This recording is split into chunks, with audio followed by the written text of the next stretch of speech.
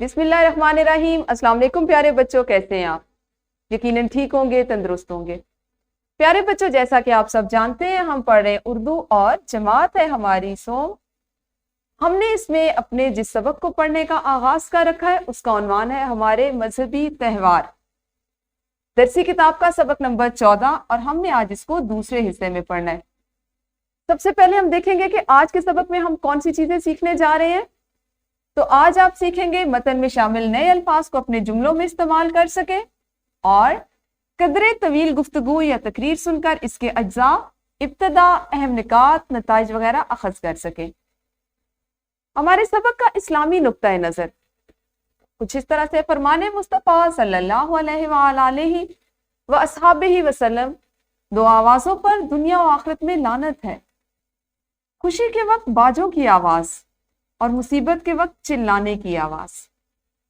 تو کوشش کریں کہ زندگی میانہ روی سے گزاریں۔ آپ بہت خوش ہوں تو ایسی کوئی بات، کوئی حرکت، کچھ ایسا نہ کریں جو جس کے لیے ہمارے دین میں ممانعت ہو۔ آپ غم میں ہو تو شدت غم بے شک بہت زیادہ ہو، لیکن کوئی ایسی بات نہ کریں جو اللہ تعالیٰ کی ناراضگی کا باعث بنے۔ اپنی زندگی میں ان چیزوں کو زیادہ سے زیادہ اپنائیں اور جگہ دیں۔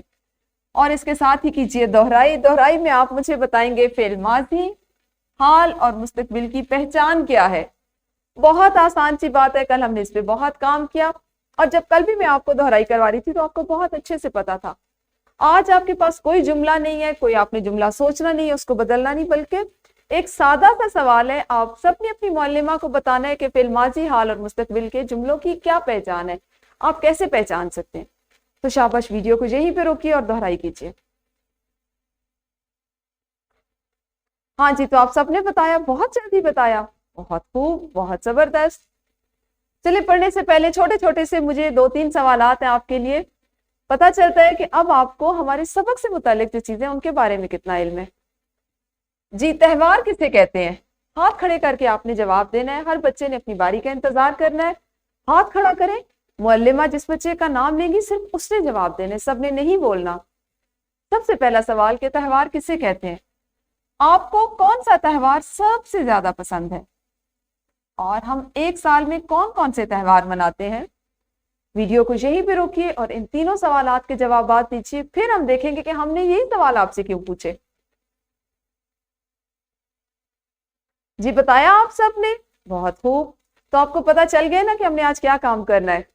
جی، آج ہم اپنے سبق ہمارے مذہبی تہوار کے پہلے نصف کی بلند خوانی کریں گے اور متن میں شامل نئے الفاظ سے جملے بھی بنائیں گے، ٹھیک ہے؟ آپ جلدی سے اپنی کتابیں کھول کے اپنے سامنے رکھیے۔ سب سے پہلے میں اس سبق کے جو خاص الفاظ ہیں وہ آپ کو پڑھنا سکھاؤں گی۔ آپ نے دل ہی دل میں، یعنی منہ میں بغیر آواز نکالے، جب میں ان کو ادا کروں گی تو پیچھے اسی طرح سے ان کو ادا کرنے، ٹھیک ہے؟ سب سے پہلا لفظ ہے اکثریت۔ اکثریت، تعداد میں زیادہ ہونا۔ اس کے بعد ہے ثقافتی، یعنی ہمارے اپنے علاقے کے جو رسم و رواج رہن سہن کے مطابق ہوتے ہیں، ٹھیک ہے؟ اور آئینہ دار، آئینہ دار جو ہماری ثقافت کو، ہماری چیزوں کو کی جس سے جھلک نظر آتی ہو، ٹھیک ہے؟ کتابیں کھولی آپ نے۔ سبق کچھ اس طرح سے ہے: ہم سب پاکستان کے شہری ہیں، پاکستان کے شہریوں کی اکثریت مسلمان ہے، اس لیے یہاں کے مسلمان اپنے تہوار بڑے جوش اور آزادی کے ساتھ مناتے ہیں۔ تہوار ہماری مذہبی، قومی اور ثقافتی زندگی کے آئینہ دار ہوتے ہیں۔ مسلمانوں کے مذہبی تہواروں میں عید الفطر اور عید الاضحیٰ شامل ہیں۔ پاکستانی تہذیب کو بنانے اور نکھارنے میں اسلامی تہواروں اور روایات کا بڑا اہم کردار ہے۔ یہ تہوار لوگوں کے درمیان محبت اور اخوت کا رشتہ مضبوط کرتے ہیں اور لوگوں کی تفریح کا ذریعہ بھی بنتے ہیں۔ عید الفطر 1 شوال اور عید الاضحیٰ 10 ذی الحج کو منائی جاتی ہے۔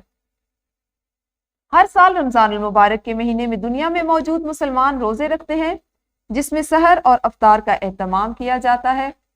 دن رات عبادت میں مصروف رہ کر اللہ تعالیٰ کی نعمتوں کا شکر ادا کیا جاتا ہے اور نماز تراویح کا اہتمام کیا جاتا ہے۔ رمضان کی طاق راتوں میں نوافل کی ادائی اور بالخصوص تکمیل قرآن کا اہتمام کیا جاتا ہے۔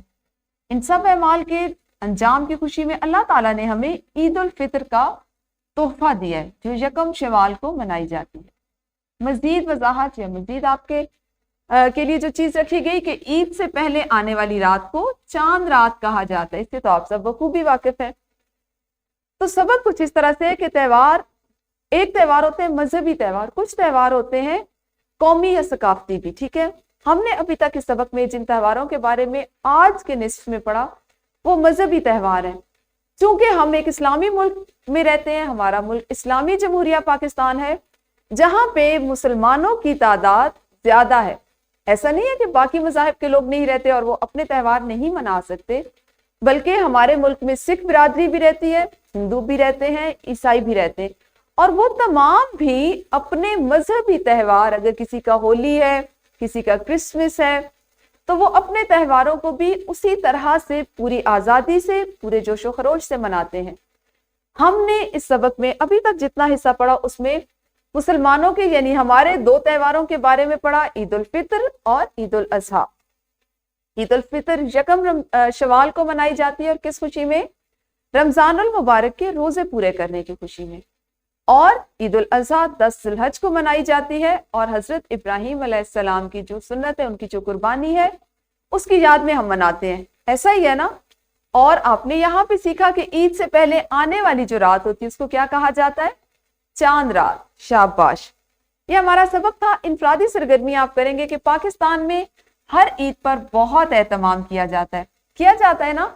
बच्चे बड़े नए कपड़े बनाए जाते हैं, घरों में खास तौर पे एहतमाम के साथ सफाई की जाती है। अच्छा, उसके बाद लड़कियां जो है वो चूड़ियां खरीदती हैं, मेहंदियां लगवाती हैं, घरों में मीठा बनता है, रिश्तेदारों से मिलने के लिए जाते हैं। अगर कोई देखते हैं हमारे इर्द गिर्द हमारे अजीज रिश्तेदार जो हैं, जो इतना ज्यादा मतलब जिनको आप ये कह लें मुआशी तौर पर मजबूत नहीं है, तो उनकी मदद की जाती है।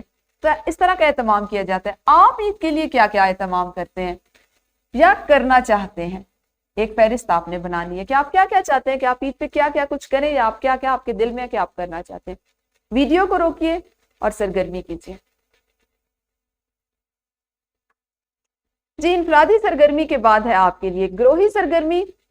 सख्त कागज यानी जो कंप्यूटर शीट होती है ना, वो लें या गत्ता ले लें, उससे आपने ईद कार्ड बनाकर डाक के जरिए से दोस्तों और अजीजों को भेजने हैं। एक तो ये काम है, आप ईद कार्ड तो अभी बनाएंगे ना और फिर बाद में उसको भेजेंगे। करना क्या है कि जमात को आपकी मुअल्लिमा चंद ग्रोहों में तकसीम करती हैं और फिर जितने ग्रोह बनाती हैं, 2 बनाएंगी, 4 बनाएंगी, जितनी आपकी जमात की तादाद है उसकी मुनासबत से आपकी मुअल्लिमा को अंदाजा होगा, जहाँ पे वो हमारी मदद करेंगी, आपको मुख्तलिफ ग्रोहों में तकसीम करेंगी और हर ग्रोह ने ईद कार्ड बनाना है। और ईद कार्ड बनाना ही नहीं है बल्कि इसका मुकाबला करना है। फिर आपकी मुअल्लिमा दिखाएंगी कि कौन से ग्रोह ने कैसा ईद कार्ड बनाया और किसका ईद कार्ड सबसे अच्छा। इसलिए बहुत अच्छे से, बहुत मेहनत से, शौक से, जज्बे से आपने सरगर्मी को करना है। तो वीडियो को रोकिए और ये सरगर्मी भी कीजिए। ग्रोही सरगर्मी आपकी मुकम्मल हुई। देखते हैं हमारे पास मश्क आज क्या काम है। सवाल नंबर 1, हर तालिब इल्म से बारी बारी सबक के बाद हिस्से पढ़वाएं जो कि आपकी मुअल्लिमा पढ़वाएंगी इंशाल्लाह आपसे, और उसके बाद आपसे आज के मतन से मुतालिक जो सवालात हैं वो पूछे जाएंगे। जैसे आपको कौन सा त्योहार पसंद है और ईद के दिन आप कौन कौन से उमूर अंजाम देते हैं। इसमें से अगर आपको और भी लगे कि आपको सब सवालात के जवाब आते हैं तो आप आज ही दे सकते हैं। सवाल नंबर 2 है जी, सबक को मद्देनजर रखते हुए दुरुस्त जवाब का इंतखाब करें और मुतल्लिका दायरे को नीले कलम से भरें। पाकिस्तान के शहरियों की अक्सरियत है मसीही, मुसलमान, हिंदू। ईद उल फितर हमारा त्यौहार है मजहबी, कौमी या सूबाई, और ईद उल फितर मनाई जाती है 10 ज़ुलहज को, 10 शौबान को या 10 शवाल को। सवाल नंबर 4, मतन पढ़ें और खत कशीदा अल्फाज को जुमलों में इस्तेमाल करें। ये हमारा आज का एक काम भी है ना कि आपने नए अल्फाज को जुमलों में इस्तेमाल करना सीखना है। तो इसमें आपके पास बैतुल मुकद्दस, मिस्मार, दरियाफ, मुस्तकिल, पासदारी, ये अल्फाज तो वो हैं जो खत कशीद किए गए हैं, इनके आपने जुमले बनाने हैं। लेकिन बेहतरीन अंदाज क्या होगा जुमला साजी का, आप इस मतन को 1 से 2 मरतबा, 3 मरतबा पढ़ें। इससे फायदा ये होगा कि जो अल्फाज हमने यहाँ पे दिए हुए हैं आपको जुमला साजी के लिए, जब आप उसको मतन के दौरान में पढ़ेंगे, पढ़ाई करेंगे उसकी, तो आपको पता चलेगा कि वो लफ्ज किन मानी में इस्तेमाल हो रहे हैं और उनसे जुमले किस तरह से बनाए जा सकते हैं। इसलिए जुमला साजी के लिए क्या जरूरी होता है, ज्यादा से ज्यादा पढ़ना, ताकि आपको पता चले कि जिन अल्फाज की आपने जुमला साजी करनी है उनका इस्तेमाल किस तरह से किया जा सकता है। آپ آج ایک ورک شیٹ کریں گے جس میں آپ کے لیے مزید کچھ الفاظ شامل کیے گئے ہیں، اور یہ الفاظ وہ ہیں جو ہمارے آج کے متن سے متعلق ہیں، جیسے تہذیب، نکھارنا، تراویح، چاند رات اور نعمت۔ سبق کا جتنا حصہ آپ نے آج پڑھا ہے آپ نے اس کے خاص خاص نکات بھی تحریر کر کے لانے ہیں۔ ورک شیٹ آپ گھر سے کر کے لائیں گے، اس کے علاوہ آپ جو گھر کا کام کریں گے وہ کچھ ایسے ہوگا کہ اب تک جو آخری عید آپ نے منائی ہے اس کے بارے میں صرف 5 جملے لکھیے، ٹھیک ہے؟ یہ آپ کا گھر کا کام ہوگا جس میں ورک شیٹ بھی شامل ہے، اور یہ گھر کا کام آج تک کا بس اتنا ہی کام تھا۔ کل اسی سبق کو ہم نے اگلے حصے میں پڑھنا ہے جو اس کا نصف رہ گیا، اس کو مکمل کریں گے اور باقی سرگرمیاں کریں گے۔ اس وقت تک آپ سب اپنا خیال رکھیے۔ اللہ حافظ، شکریہ۔